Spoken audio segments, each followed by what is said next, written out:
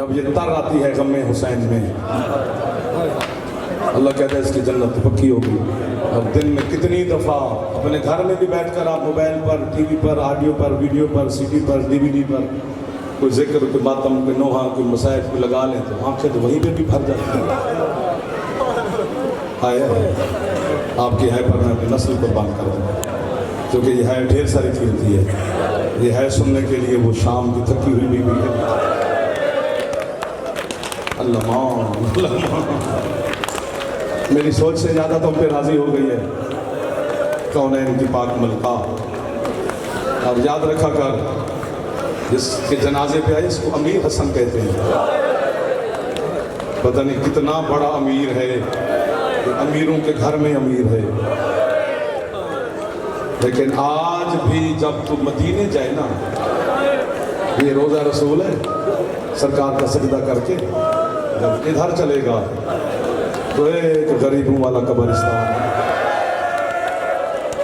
جہاں آج بھی پوچھنا پڑتا ہے کہاں قبر ہے قاسم کے بابا کی۔ میں بیٹا آپ کی ہے پر خود قربان، میری نسل قربان۔ 5-7 منٹ نہ تھکنا، اتنی غربت پڑھ لوں گا میں حسن مولا کی، اور اسے 5-7 منٹ میں ہی تابوت برآمد ہو جائے گا۔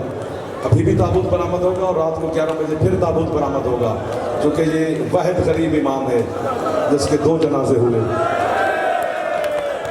اگلے جملے پر یا مجھے مارو گے ادھر والوں، یا میرا بیٹا خود گھر تک ٹکرے مارتے جاؤ گے، میں حسن مولا کی بارگاہ میں ہاتھ باندھ کے سجدہ کر کے بلکہ ماتم کر کے کہتا ہوں مولا ٹھیک ہے تو غریب ہوا، تیرے جنازے پہ تیر بھی لگے، لیکن تجھے 2 دفعہ کفن بھی ملا، 2 دفعہ تابوت بھی ملا۔ کتنا غریب ہے کربلا کا حسین جس کو 1 دفعہ بھی کسی نے کفن بھی نہیں دیا۔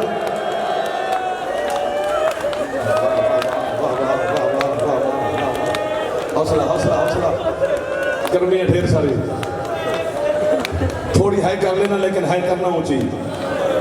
جنازہ سامنے سے برآمد ہوگا، ایسے سامنے سے آئے گا نا، تو جو پہلے گلی والے ہو یا دروازے والے ہو، جو عزادار بیٹھے ہو، ہاتھ باندھ رہا ہوں، آپ نے پہلے استقبال کرنا ہے میرے مولا کے جنازے کا، یہاں بعد میں پہنچے گا، اس لیے آپ پر ہے زیادہ واجب ہو گئی ہے، ناراض بھی نہ ہونا، چونکہ بیٹھے آپ اسی مقام پر ہیں، یہ آپ کی عزت اور مقام مولا نے دیا ہے کہ آپ نے جنازے کا استقبال پہلے کرنا ہے، تو حق بنتا ہے کہ آپ کا ہاتھ زیادہ ماتم کرے، کیونکہ اسی ہائے کی صدا میں میرے مولا کا جنازہ امام بارگاہ میں آ جائے گا، قصر سکینہ بنت الحسین میں، میری مخدومہ معظمہ کے نام کا یہ امام بارگاہ ہے۔ آج تیرے بابا کا جنازہ آنا ہے بی بی، ٹھیک ہے آج بھی تو قید میں ہے، لیکن بی بی ٹھیک ہے آج بھی آپ کے کان زخمی ہیں، لیکن ماتم تو آج آپ بھی کریں گی، تو میں صدقے ہو جاؤں میرا بیٹا، ہو میری مائیں بہنیں بیٹیاں، مولا آپ کی دعائیں قبول کرے بیٹا، کوئی یہاں پہ آپ کا غیر نہیں ہے، سارے آپ کے نوکر بھائی بیٹھے ہیں، جو بہنیں ہوتی ہیں نا وہ جنازے کی ڈھیر ساری وارث ہوتی ہیں، بڑی مشکل سے بہنیں جنازہ دیتی ہیں جوانوں کو، آپ تو ہے کر رہے ہو نا ماشاءاللہ، ڈھیر ساری دیر لگ جاتی ہے جب کسی بہن کا جوان بھائی دنیا سے جائے۔ ابھی ہم گلی میں آ رہے تھے تو وکیل صاحب نے جو جملہ کہا ہے تو میرا تو وہی ماتم بھی ہو گیا، میرے آنسو بھی نکل آئے، انہوں نے مجھے اپنی زبان میں کہا ہے کہ جب زہر دے دی کسی تے تیر کیوں مارے سن، اللہ مان حوصلہ حوصلہ، میں ٹھہر کے پڑھ رہا ہوں کیونکہ غربت کی یہ کہانی ہے، پڑھنے کے لیے حوصلہ چاہیے۔ عجیب مقدر ہیں سیدہ کی اولاد کے، ہائے ہائے ہائے بیٹا میں آپ کی ہے پر اپنی کوئی ایسا بندہ نہ ہو، بس تھوڑی دیر 2 کے 2 جملے پڑھنے ہیں۔ زہر حلاحل ملی ہے تیرے اس امام کو، زہر حلاحل کی تعریف میں کیا کروں یار، کیسے سمجھاؤں ماتمیوں کو، مجھے ڈر لگتا ہے تو مجھے مار دو گے۔ پوچھنا حکماں سے حکیموں سے کہ یہ کتنی ظالم زہر ہے، وہ کہتے ہیں اگر اس کا ایک قطرہ دریا میں ڈال دیا جائے سارے دریا کی مچھلیاں تڑپ تڑپ کے باہر آ جائیں۔ ادھر والے ہاتھ نہیں مار رہے بیٹا، آپ میرے سامنے تشریف فرماؤ، آپ کو مولا نے خیرات دے دی ہے، جو دروازے والے ہو استقبال کرنا ہے آپ نے میرے مالک کے جنازے کا۔ حوصلہ میرا چندہ، حوصلہ حوصلہ، آپ ڈھیر سارا ماتم کر رہے ہیں، اگلے جملے پر بی بی یا میں مر جاؤں اس جنازے کے ساتھ جعفر کا بھی نکل جائے، یا یہ اتنی ہے کرے کہ مجھے لگے میں جنت البقیع کے دروازے پہ کھڑے ہو کے جملہ کہہ رہا ہوں۔ وہ کہتے ہیں اگر ابھی بھی ماتمیوں کو سمجھ نہیں آئی، جو جانور دودھ دیتا ہے نا اس کو کھلاؤ نہیں پلاؤ نہیں، اس کے سینگ پہ مل دو، وہ خون دینا شروع کر دے گا۔ وہ ساری ظاہر جادہ نے ایک پیالے میں ڈالی، جو ہاتھ اٹھا کر میرے مالک کے بین کرنے لگ گئے ہو، جو سروں پہ ہاتھ مارنے لگ گئے ہو، تم پہ راضی ہو گئی ہے سیدہ زینب عالیہ، علی کی بیٹی کے بھی اب ہے۔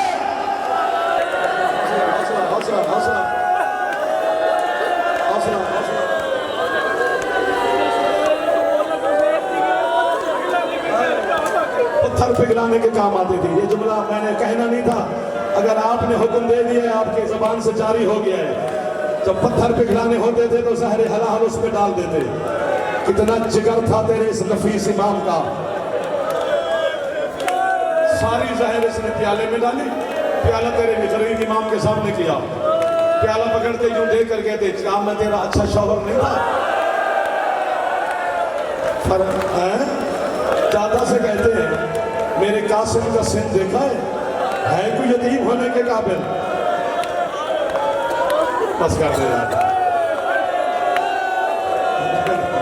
نہیں سنا جائے گا تم سے، نہ پڑھا جائے گا مجھ سے، میں تکلف تصنع نہیں کر رہا، حقیقت بیان کر رہا ہوں۔ میرا جگر پھٹنے کو ہے، جناب کا بھی چہرے نظر آ رہے ہیں۔ سارا پیالہ پی کے میرے مولا نے قالوا انا للہ کی آیت پڑھ کے رات کو مصلی چھوڑا، دیواریں پکڑ پکڑ کر نانے کی قبر پر گیا، قبر پہ اپنا سینہ رکھا، نانا کمر تک مصطفیٰ بہ رہے، نانا آج ایسا زہر مل گیا، نانا تیرا حسن اب بچتا نہیں ہے، بیٹا میرے پاس کس لیے آئے ہو؟ کہتے نانا پوچھنے آیا ہوں کل یہاں دفن ہونے دے گا؟ مصطفیٰ ماتم کر کے کہتے ہیں میں کیوں روکوں گا اگر امت نے ہونے دیا؟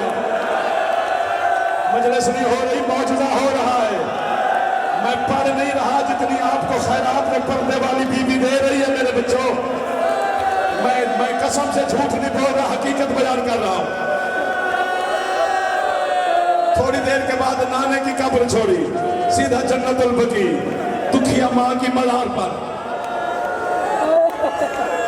اماں منہ چوم کر بی بی نے کہا نانے کے پاس جا کے 2 دفعہ شہید نہ ہوئی، میں تیری ماں تجھے کہتی ہوں سیدھا میرے پاس آ جائیں۔ آدھی رات کو دیواروں کے سہارے لیتا ہوا شریف زوجہ کے دروازے پر پہنچا، میں صدقے ہو جاؤں اللہ پتر میں زندگی کرے آجے جڑے ہے پہ کر دے ہو تسی جھولی پتر میں بٹھایا ہوئے ہیں، میں قربان ہو جاؤں، حسنہ کریں تیرا ماتم رکا نہیں تو مسلسل ماتم کر رہا ہے، میں ہاتھ باندھ کے تیرے سامنے کھڑا ہوں۔ دروازے پر دستک دی جناب حسن مولا نے، جناب فروا اٹھی، کوئی ہے کرے نہ کرے ماتمی ضرور کر دینا۔ حسن مولا نے جو جناب فروا کو دیکھا حالت ہی عجیب ہے، بی بی کے بال کھلے ہوئے، بالوں میں خاک ملائی ہوئی ہے۔ حسن کہتے فروا میری زندگی میں یہ حالت کیوں بنائی ہے؟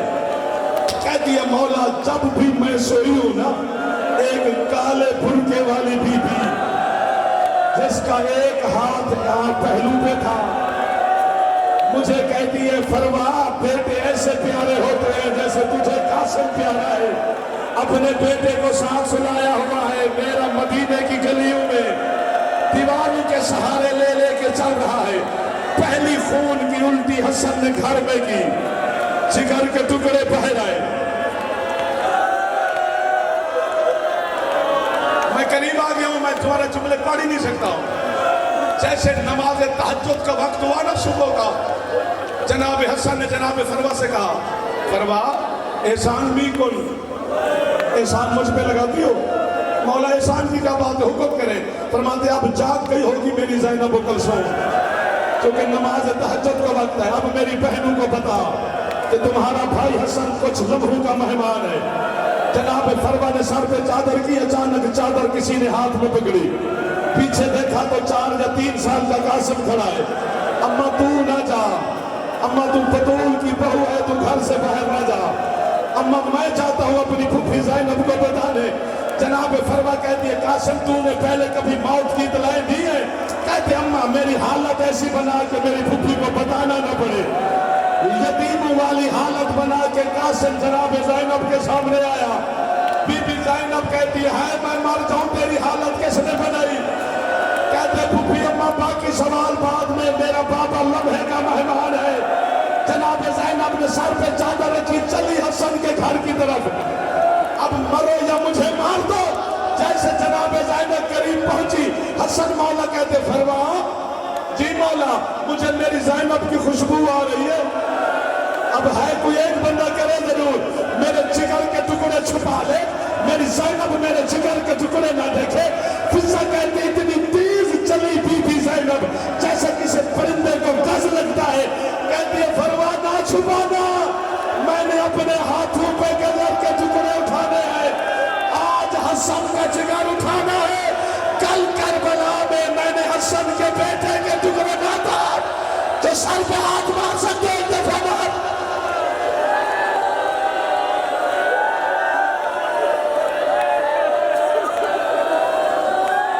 आखिरी जुमला है, जनाजा आ जाएगा। हसन कहते सारे आ गए? मौला सारे आ गए। हुसैन मौला में हाजिर, सज्जाद बेटा बाबा में हाजिर, अकबर बाबा में हाजिर, मेरी ज़ैनब भैया मैं आ गई, कुलसूम रुकैया सारे आ गए। जो थक गया वो सब नीचे करे ना, सारा यमीन मैं सदके जब पहुंच गए हो, कभी दाएं कभी बाएं देखता है। हुसैन कहते मौला किसे देख रहे हो? फरमाया सारे जो आ गए हो। ऐनुल अब्बास, मेरा अब्बास कहाँ है? मौला बाहर खड़ा है, अंदर क्यों नहीं आता? सज्जाद कहते बाबा मैंने कई दफा कहा अंदर आ।